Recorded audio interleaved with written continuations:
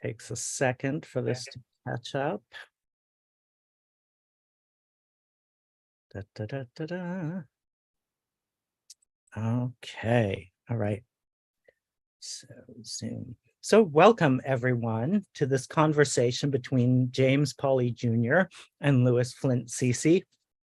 My name is Greg Newton. I am the co-founder of the bookstore hosting this event, although I'm coming to you from my apartment. So the bookstore has a long name, the Bureau of General Services Queer Division. And the short explanation for that long name is that we're a government agency for a government that does not yet exist. And our mission is really to hold a space for queer culture, queer books, and we do just that. Our store hours are Wednesdays through Sundays from 1 to 7 p.m. We're located, by the way, that might help, inside the LGBT community. Oops, could everyone please turn your mics off? Please mute yourself. Otherwise, we will hear you. So yeah, we're located inside the LGBT Community Center on West 13th Street in Manhattan, open Wednesdays through Sundays, 1 to 7, and then we often stay open late for events. We do a lot of in-person events, but we are still doing some online events like this one, which enables us to connect with authors who are not in New York. And it's also great to link up with viewers anywhere there's internet access.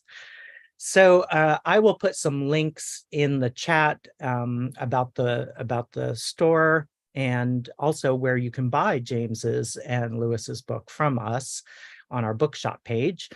So check that out. And before we get started, I just wanted to read a land acknowledgement to acknowledge the land that we're on in Manhattan. So the Bureau acknowledges that our organization operates on the unceded land of the Munsee Lenape.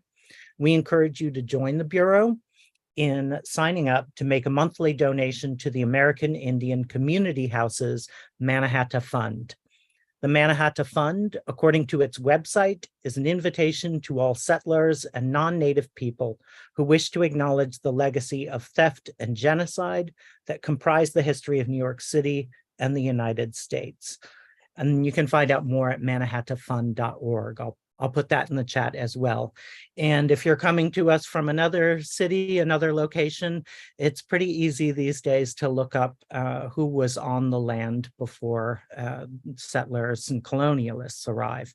And I think it's a great thing that people are doing these land acknowledgements to remind ourselves of that very important history and to do what we can to help those Native people who are still with us, very much with us. So I'm going to read the bios of both James and Lewis, and then we will get started. Those of you who are joining us on Zoom, if you have questions, you can put them in the chat function, and I'll read those aloud to James and Lewis. So let's get started. So James Pauley Jr. grew up in Edwardsburg, Michigan, a small farming community located in the southwestern part of the state, and earned a bachelor's degree from Albion College in 1978.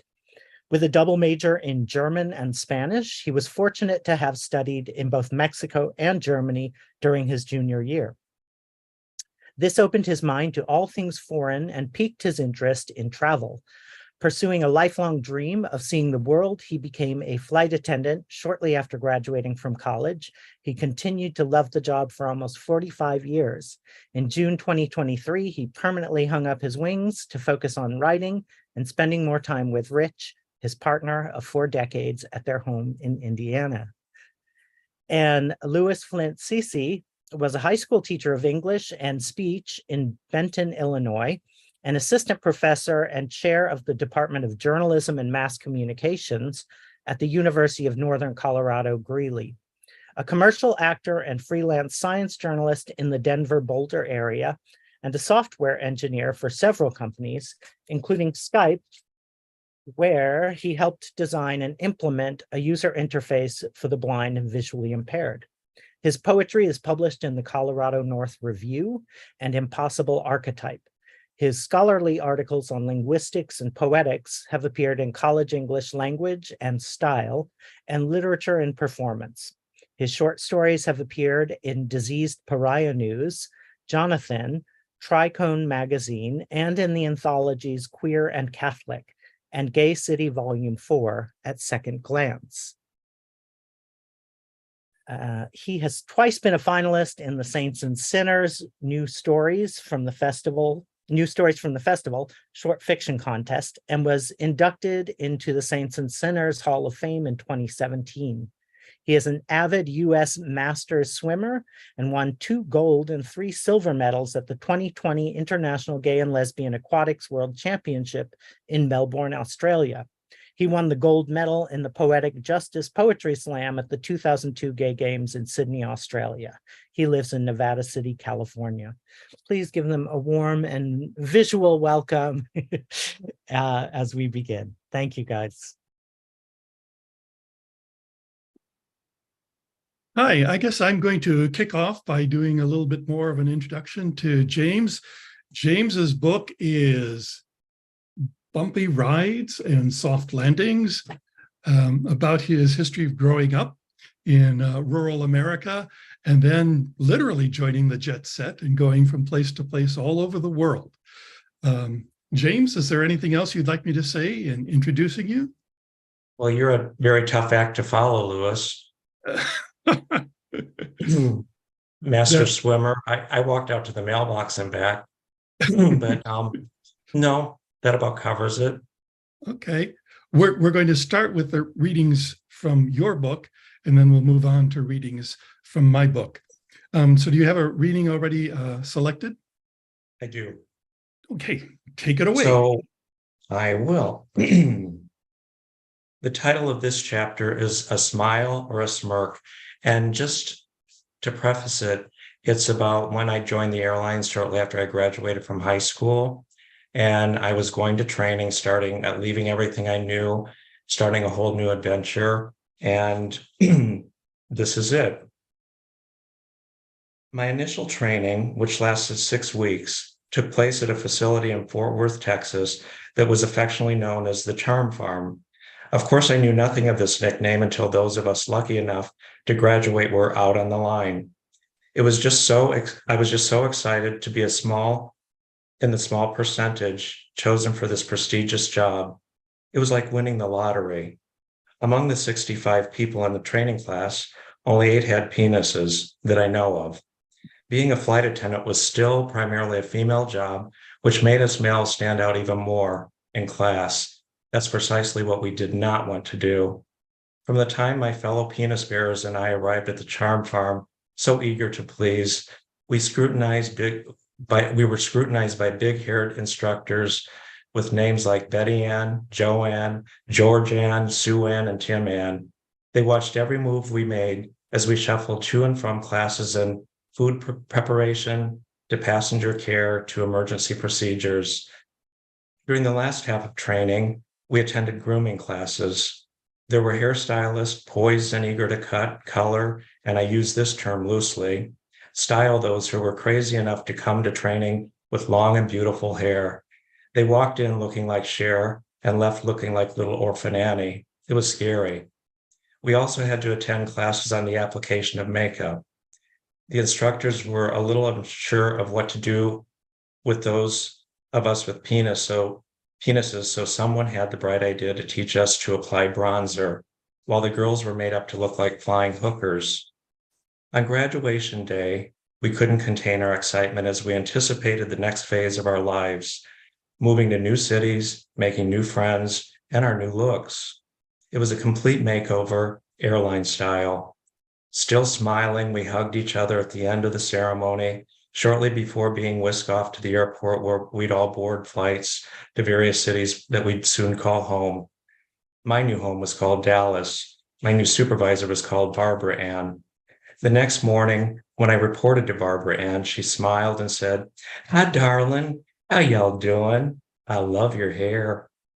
Then she told me which flight she'd accompany me on to check my work performance, explaining that she would be grading me on 3 different phases of the flight: the boarding process, the meal service, and passenger interaction.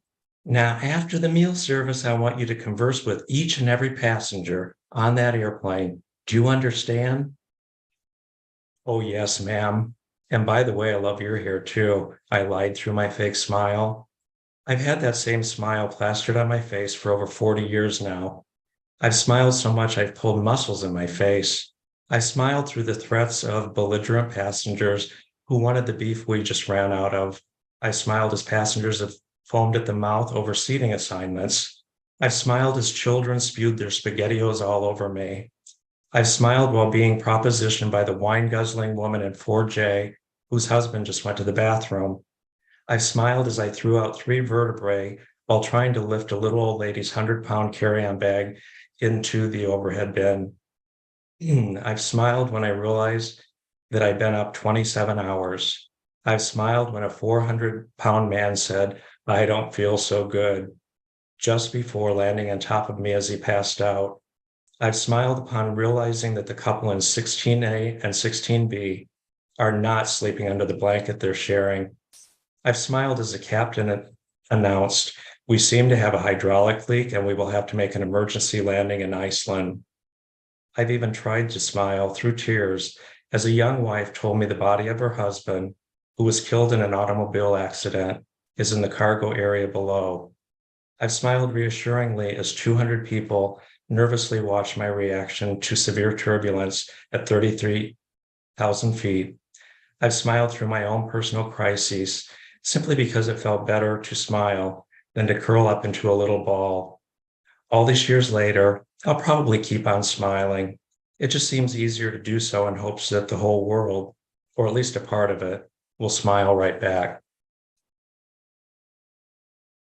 Hey, James, you touch on something that's very important to on any profession, which is to have a professional appearance to the clients, patients, or customers that you're serving. But you, in that wonderful litany of different things you had to face, it really piles up. And I'm wondering, what do you do with that? Behind the smile, you're still having all those emotions. So how do you handle that when you aren't having to smile in front of your clients and customers? Yes. Well, in the beginning, it was a lot easier because I was new. I was excited to be trying something I had wanted to do for so long. My emotions were happiness, excitement, all that. So it was easy to deal with that. But then on occasion, we would have the belligerent passenger or the unhappy, whatever, they would lash out at us. And I learned very, very quickly that whatever they were experiencing really wasn't about me. It wasn't something that I personally had done or had the control to even do. They were simply lashing out because of maybe an experience that had happened that morning or before the flight. So I took that right away and to work with it through future flights and through the career. I, excuse me, there were times that I tried to make a game or make it into a challenge when that happened, when I had the unhappy people, to kill them with kindness, turn it around, because it was going to make a better flight for myself and them, obviously, and hopefully bring them back. But it was challenging at times. But truly, like when I started in 1978, it was so different than it is now, meaning, now you're lucky to get a bag of peanuts and a water. Back in those days, every single flight had a full meal on it, or pretty full. And when I started as a very junior flight attendant that couldn't pick and choose what destinations I would be flying or my schedule, I got flights, typically like 5 flights a day. And I remember doing one for several months that it was 5 flights in one day, and we went New York, LaGuardia to Toronto, back to New York, back to Toronto, back to New York, back to Toronto. Every single flight had a full meal. And back in those days, it was a full meal with 150 people or whatever. So we did the best we could. People were happy for the most part because they were satiated, they had eaten. Well, they tried to eat. There were times, those short flights, they were only an hour and 15 minutes or so. And there were times that we ripped the tray right out of their hand when they were taking their second bite because we couldn't have them landing with it in their lap. So those are challenging, but people really didn't complain back then like they do now. So you did have it, so the emotions were there, but you also had the camaraderie or the camaraderie with crew members is incredible. It's like family. You spend hours together, days on end. So you get to know each other very well. And having gone through the very same things, we could talk about it. And oftentimes our galley talk became therapy sessions. And oftentimes we continued this therapy session over drinks or dinner that night at our layover city. But through that, we were dealing with emotions, whatever, collectively together. But my partner, who became my husband, we've been together for 41 years. And he used to always say to me, you analyze too much. And I have to remind him every once in a while that I do analyze people, situations, or observe. But I have to remind him it's my gift from God, and I have to give out that gift. So you figure things out. You learn to read people. You deal with it that way, or at least I do. So, the galley talks did often solve problems, lower the emotions, or make the emotions better. But I also, after several years, I kind of started doing my own mind and body work. It's a lifestyle that can be very unhealthy because you're going several nights without sleep at times. You're doing these long flights. You're not eating properly. So many factors. So with the mind and body work, which it included, exercising, eating healthy, meditating, that helped immensely too, because I learned through that I always tried to deal with it right at that moment, right here, right now, if there was a situation. And I learned too that even with the negative, when you say true feelings,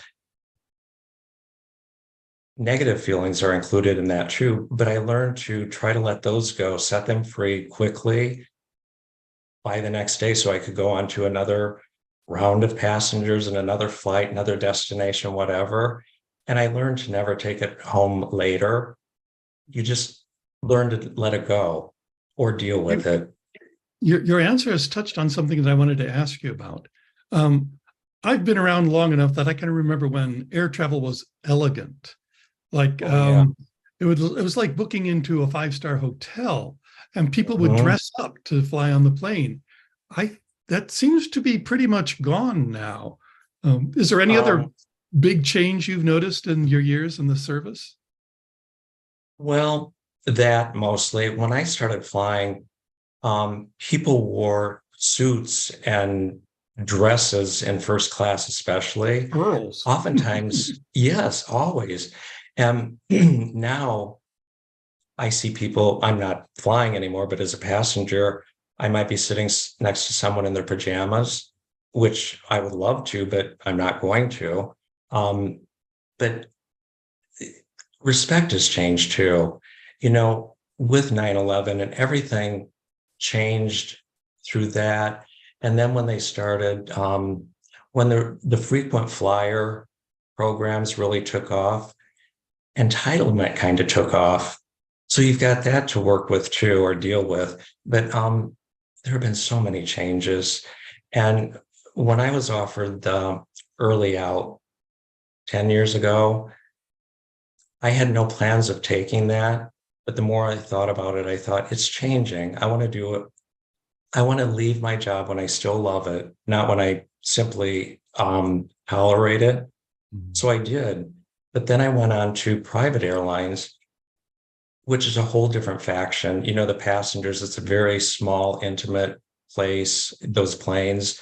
And you're only dealing with anywhere from 1 to 14 people, but you're the only one there to take care of all of their needs. Sometimes you're their therapist, sometimes you're their friend, sometimes you're their servant. Oftentimes, it's just things have changed drastically, but the clothing, what they wear, I miss those old days. But along with that, the service, what we used to serve with the meal, these incredible, or with the service, the meal was incredible, and it was top notch. But that's gone too. So just a lot of changes. I want to make sure we get to your second reading. So let's dive into that. Is there any warm up you want to do for that? Yeah, I think I will. I'm just gonna do a little bit of a commentary leading up to that, so that just to bring everyone up to speed what is going on in this. So just let me give you a little bit of information on what precedes the excerpt that I am going to read. When I was 21, I was in my senior year of college, and I had met my first boyfriend. Although I was extremely smitten, I was not comfortable with coming out just yet. I wanted to tell my family and friends first, but especially my mother. So during that time, I met a rich, spoiled sorority girl in one of my classes, and she befriended me. Her name, which of course I'm changing here, was Annie Aronson. Now, Annie was also engaged to a rich, spoiled fraternity dude, but it soon became apparent that she felt it was her obligation or mission to change me. And obviously, her plan didn't work. She wasn't happy about that at all. So she outed me to everyone she knew on our small college campus that she knew that I knew. And then word came back to me that she had found out where my mother lived and was going to let her know as well. And I was terrified. I literally was terrified. But I thought, and that's where I'm leading into. I received a letter from a good friend that I also went to college with, that I had grown up with. And that's where this starts. Dear Jim, I thought we were much better friends, but obviously I was mistaken. I just found out from Sandy, found out from Kathy, who found out from Brenda, who heard from Annie Aronson that you're homosexual. I just can't believe it, Jim. Why didn't you tell me? I thought we were friends, but now I realize I never really even knew you. At that moment, a terror I had never known gripped me so tightly I could barely breathe. I'd just been outed by a miserable, fat-ass, no-lipped, sexually deprived, two-faced sorority bitch. What frightened me the most, though, wasn't the fact that everyone at our small college probably knew my secret by now. My biggest fear was that my family and friends at home would soon know too. Annie would make sure of that, but I was not going to let her win this one. The following morning, I phoned my boss at the dinner theater I was working and told him I had an emergency at home and wouldn't be able to work that weekend. I packed up my car and went home with one purpose in mind. I was going to tell my family I was gay, starting with my mother. I was more afraid of telling her than anyone else, probably because I was most afraid that she'd be upset and reject me. Once the surprise of seeing me wore off, Mom and I had a nice dinner with my brother, then caught up on everything. Well, almost everything. Every time I was on the verge of bringing up the subject, I'd lose my nerve. Finally, as we were saying goodnight, I sat down in her bed and blurted it out. I'll never forget my tender words. Mom, I'm a queer. I'll also never forget her response. Her face softened as she said, all I've ever wanted is for my kids to be happy. Are you happy? Yes, I responded, as I finally found the courage to look at her. Happier than I've ever been.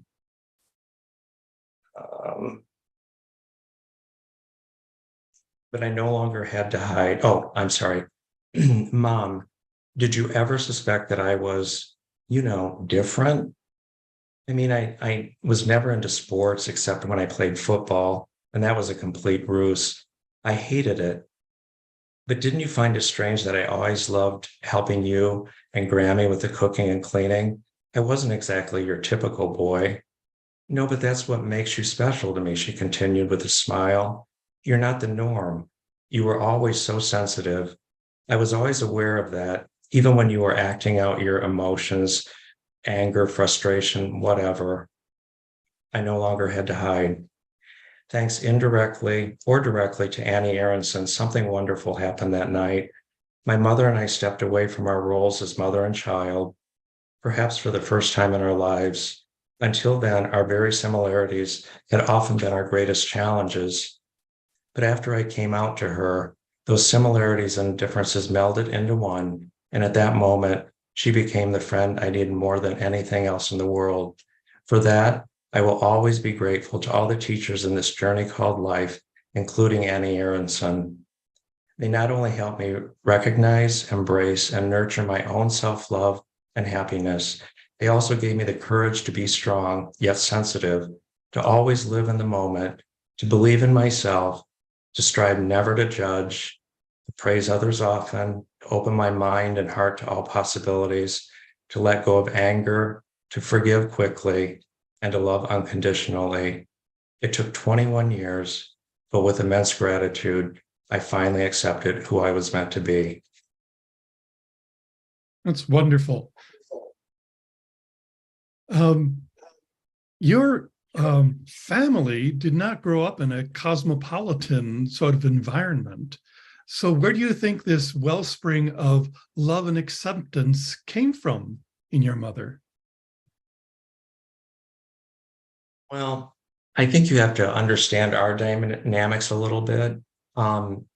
She was a young mother. She and my dad married when they were 18. They divorced when I was 6. And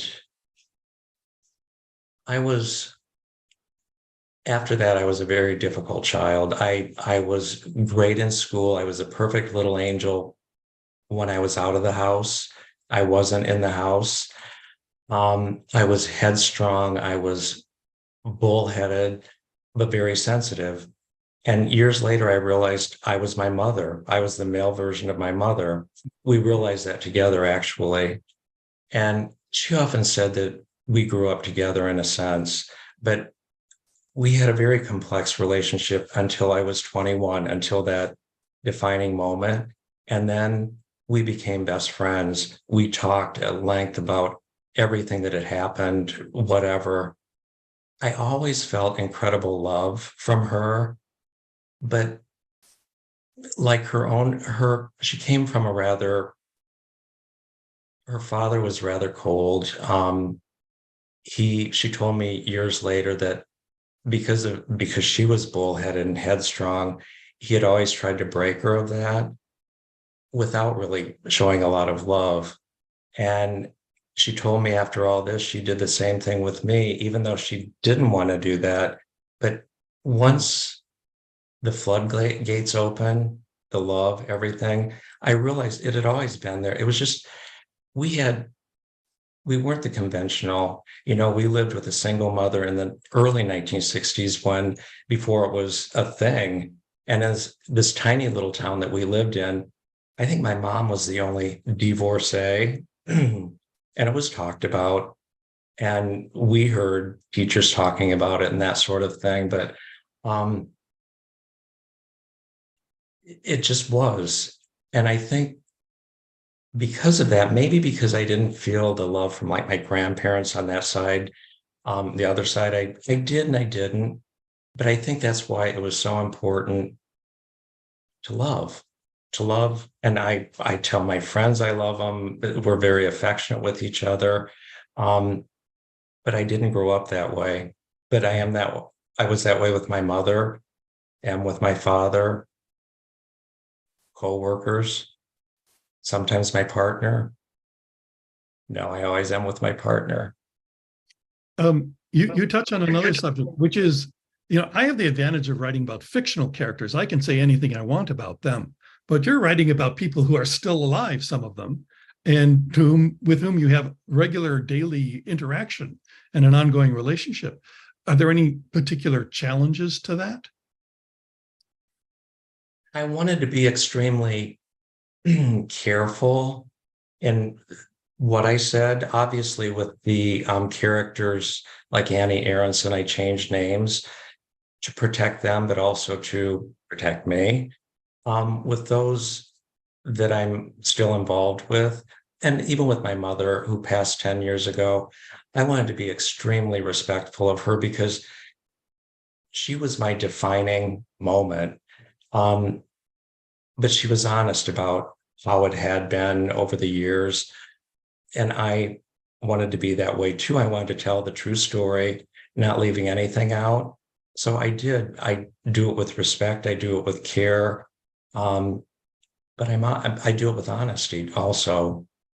I took parts out that didn't feel right, that were maybe too honest or would make someone feel uncomfortable. But it was with honesty and with love.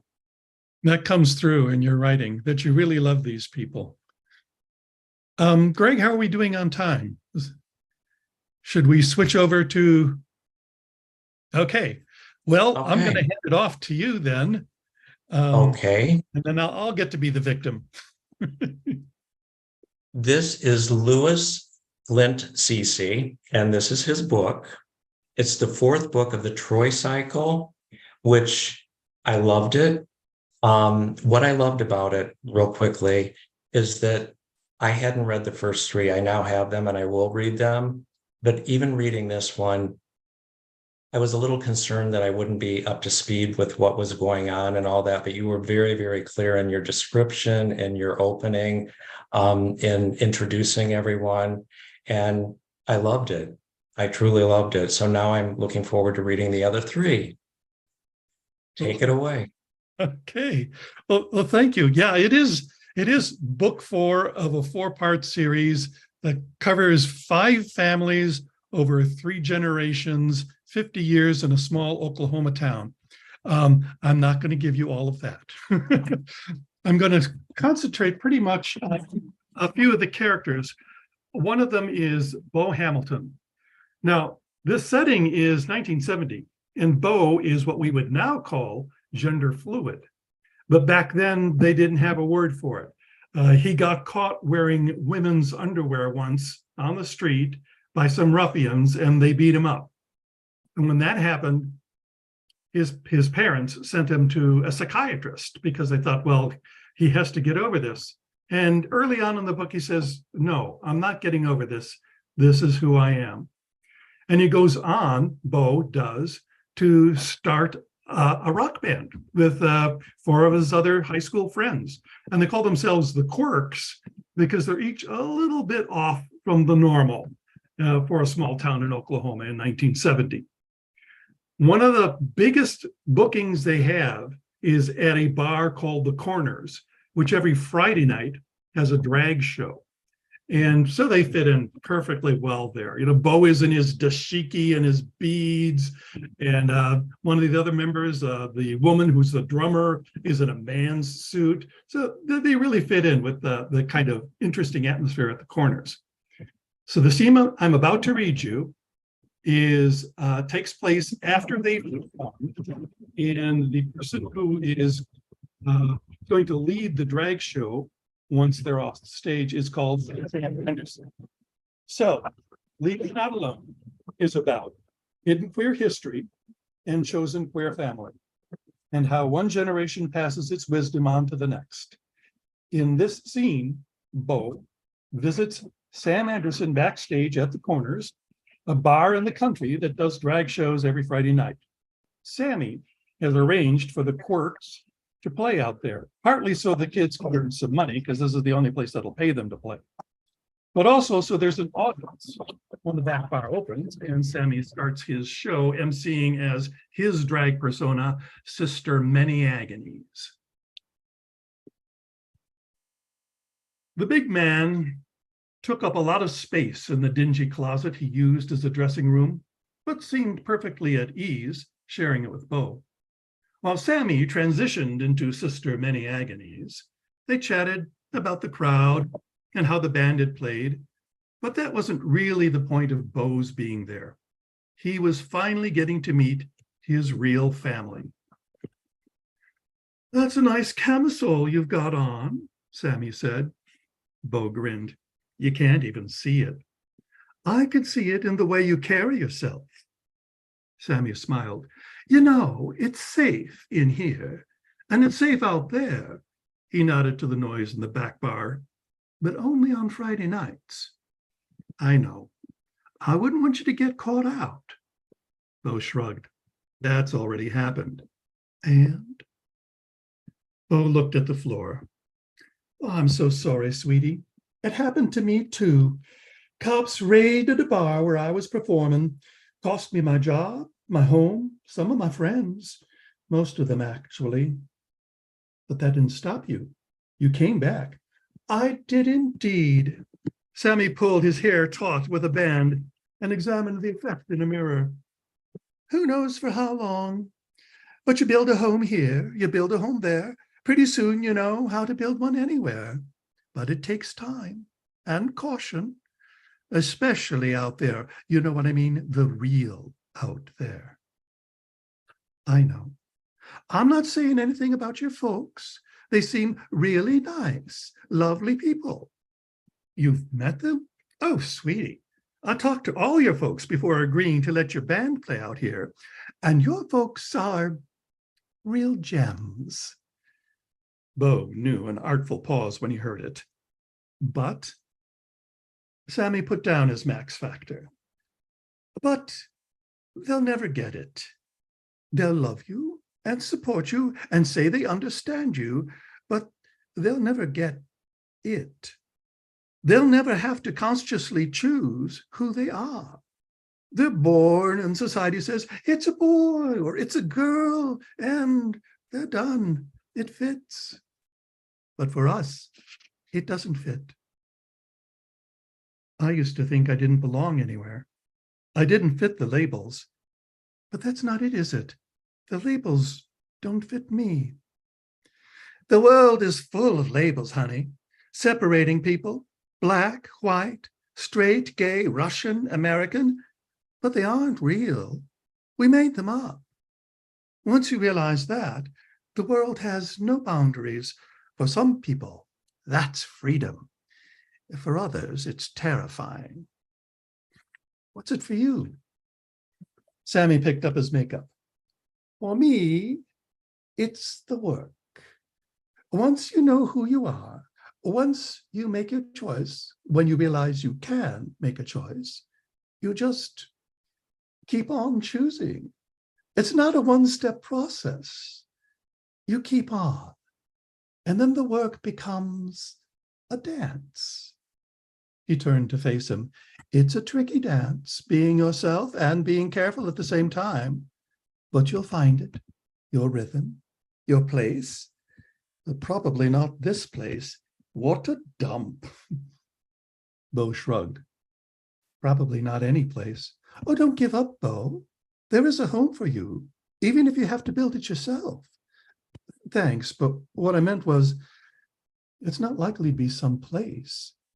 It's likely to be someone." Sammy patted his knee. "You're way ahead of me, sweetie." I love it. Perfect. I love how you brought the two together, a very young, gender fluid person that is searching, trying to find himself, and someone that has lived and experienced life, whether it's the good or the bad parts of life, but is true to himself, and how they come together and he gives him the advice that he can give him and encouragement. When you were writing, how did you come up with your characters? How did you come up with what they were going to be to each other, or like this chapter, Beau and Sammy?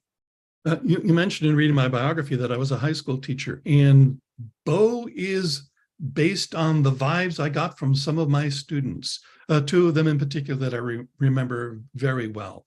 one of whom who just had this wonderful interest in pop music. And he was always figuring out the gay angle on pop songs, like My Guitar Gently Weeps by George Harrison, or The Kinks, Lola. And he was always asking me, so Mr. Ceci, what do you think this lyric means? And of course, it being 1970 and being a high school teacher, I wasn't about to come out to him and say, well, I'm gay and I know what this means. And yeah, it is there. And that's the way it is for some people. And I regret not being able to do that then. I particularly regret because there was another gender fluid kid in school who had, he was just a beautiful looking young man. And he was into gymnastics and he would get ridiculed in school. And I thought, this kid, once he gets out of high school, he's going to be golden. And that's not what happened. A couple of years after he graduated, he committed suicide.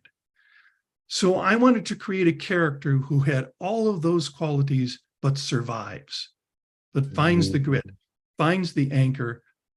It stands up for himself and goes out and finds his own community. Right. So that's what this is about, though realizing that there are people out there like him who understand him.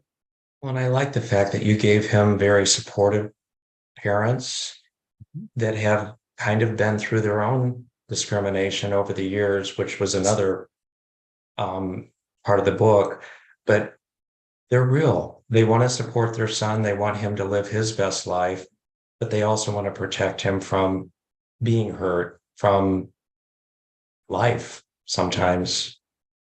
Well, and I love Sister Many Agonies. Do you write a story? It's all of us. Do you write a story first, and do you name them first, or do you write the story first, or do you write the story and then come back and play around with names? Yeah, the character was there from the very beginning. If you go back to Comfort Me, which is book 2 in the series, you'll meet Sammy in a little snippet. He has a falling out with one of the main characters' mother, who accuses him of being a pedophile, which of course he is not. But the concept of this flamboyant, self-assured gay man in this sort of rural restricted community where there's all kinds of prejudice, racial prejudice, sexual orientation prejudice, gender bias, religious bigotry, all of that is going on because it's small town America. It's a microcosm of all the flaws, but it's also a microcosm of all the healing that can be done. Sure. So I started writing Sammy, and then I met him, which is one of those strange things that writers have happen to themselves. You start writing this character and you go, oh, it's you. And I got the physical description of Sammy from this guy I met, who is enormous and jolly and German and looks fabulous in a wig and pearls. What can I say? I think we all know Many Agonies. Yes. I've known people like that as well. And I guess the name comes from Sister Mary Agonista, who was my 5th grade teacher who outed me to my priest. And that was not a good scene. Not for a Catholic boy in the 1950s. So how old were you around at that point? 5th grade, so I was about 10. 5th grade. Oh wow. That's huge. Yeah, it was fairly traumatic, but I'm still here. She's not. It makes you what you are, and you can write about it. Yeah. So are you ready for your second reading? Oh, yes. Thank you.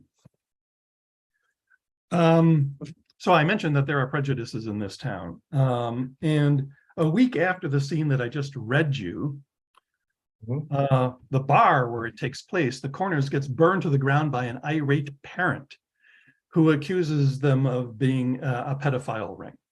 Well, this throws the whole town into an uproar. Now, everybody in town knew about this bar, knew about the drag shows on Friday night, but you never talked about it. But once it burns down, everybody's talking about it, especially the churches. And there's letters to the editor and school board meetings. And at the library, vandals break into the archives and rip out everything having to do with the people who died in the fire. So, Miss Idalene Lancaster, who has been the town librarian for 30 years, is summoned to the library board. She thinks it's about steps she can take to safeguard the library's holdings from vandals, but instead, it's an ambush. Board member Swafford picked up a folder. I have in my hand a report compiled by a committee of concerned citizens. Now, Miss Lancaster, I'm asking you to remove from the stacks all books on this list whose catalog entry includes the word homosexual. Can you do that for us? Permanently? Until this controversy cools down. Miss Lancaster regarded him. It's always possible to stir people's anger, to frighten them, to get them to hate.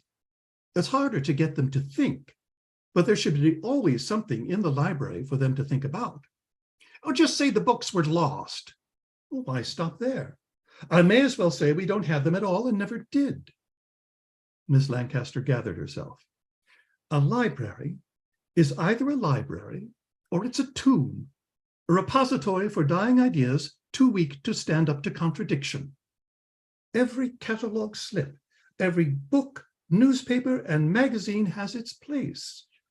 Should we censor the Reader's Guide to Periodical Literature? Black out the words we don't want people to know someone's written about? What then? Would you have us remove words from the dictionary? To what hope? That the words would never be spoken again? And what about the people who did speak them? Should we carve them away as well? I suppose that's what some people wish. But it is an idle wish. Lives and ideas and words and books do not vanish without repercussions. Oh, this is all high and fancy. The simple truth is the simple truth. There is no simple truth, Mr. Swafford. There is perhaps the simple-minded truth that we are all childish and weak and need to be protected, or the awful truth that we are all lust-filled and violent and need to be held in check with an iron rod. I don't believe in either of those truths, nor in the high and fancy truth that we have the stuff of angels inside us just waiting to be set free. But the library contains these truths, and only the library can tell us the whole truth, that we are, at best, a mixed blessing on this earth. Library Board President Smalley leaned back, shaking his head. This is getting us nowhere. If you won't remove the books, will you keep a record of all the people who check them out and make those records available? No, sir, I will not. Oh, for heaven's sake, Miss Lancaster. We know you keep records. How else could you collect on overdues? A man's life should be an open book. Should a man's life be judged by the books he's read or the principles he keeps? I trust my patrons to find those principles for themselves. I will not cripple the process by offering them only a handful of curated ideas. Moral fiber is not developed in a warm bath. Good judgment requires exercise. Remove that exercise, put it in the hands of a select few, and you rob the mind of vigorous argument and leave it flabby. Smalley rapped his gavel. This board is now in closed session. Spectators and guests, leave the room.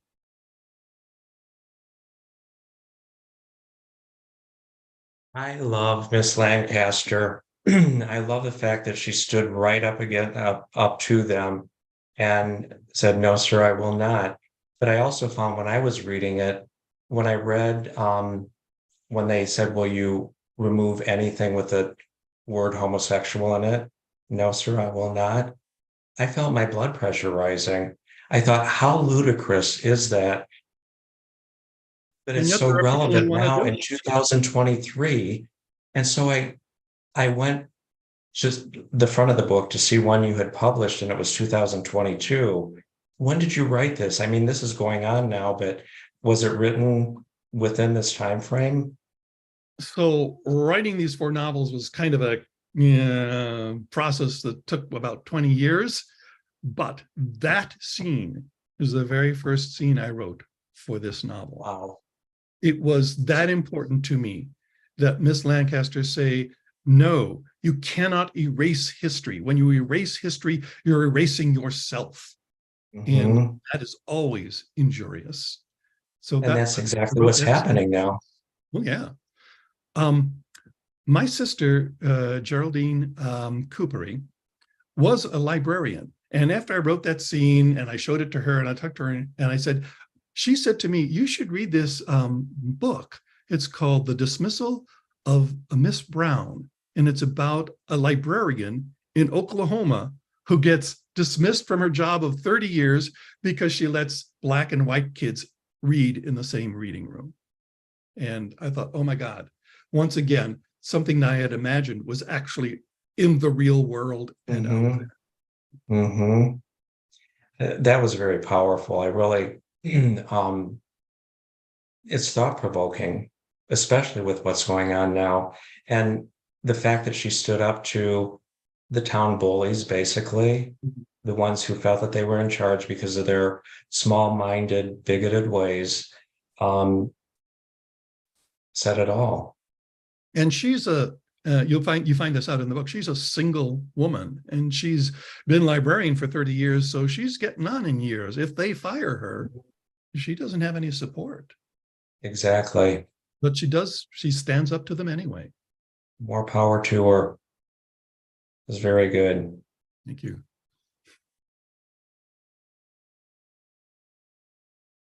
Well, we're almost at 8 o'clock, at least New York time. Did either of you have anything else you wanted to ask the other that you hadn't asked yet? Or does anyone in the audience have a question they want to submit? I have a question for Jim. What are you writing next? Now that you I'm sorry? Now that you have this out in the world, what's next? I'm working on another book, hopefully, that will be published a year in May of 2024. It's about a very unlikely friendship between an older lady who is married with 6 children and a younger gay guy.